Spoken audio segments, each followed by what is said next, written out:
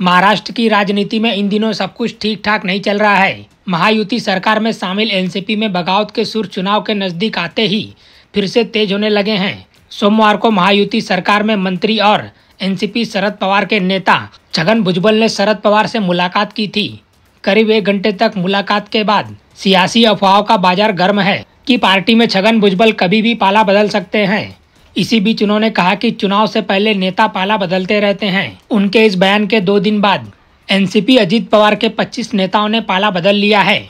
वे शरद पवार की अगुवाई वाली एनसीपी में शामिल हो गए हैं।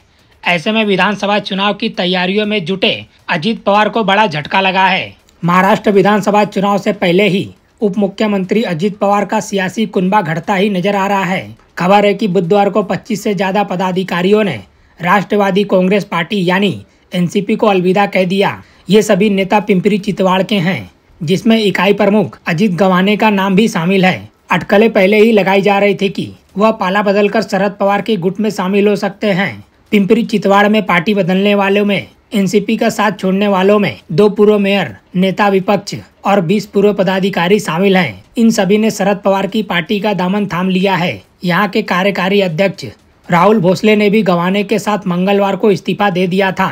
जानकारों का कहना है कि गढ़ होने के चलते पिंपरी चितवाड़ा में इस तरह की सियासी उथल पुथल अजित पवार को प्रभावित कर सकती है। बीते साल हुए एनसीपी में फूट के बाद सीनियर पवार के पास 1 पार्षद और 8 पदाधिकारी ही बचे थे। अब उनके पास लगभग पूरी ताकत वापस लौटती नजर आ रही है। खास बात यह है कि ये ऐसे समय हुआ जब हाल ही में संपन्न हुए लोकसभा चुनाव में अजित पवार की अगुवाई में एनसीपी खास प्रदर्शन करने में असफल रही थी। बारामती से डिप्टी सीएम की पत्नी को भी हार का सामना करना पड़ा था। बता दें कि महाराष्ट्र में 288 सदस्यों वाले विधानसभा चुनाव अक्टूबर में होने वाले हैं। इससे पहले दोनों ही गठबंधन चुनाव की तैयारियों में जुटे हैं।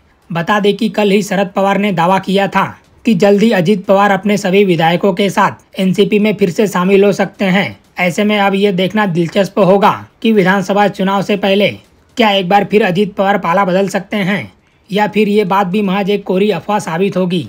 फिलहाल इस खबर में इतना ही। बाकी अपडेट के लिए बने रहिए लाइव टीवी न्यूज के साथ।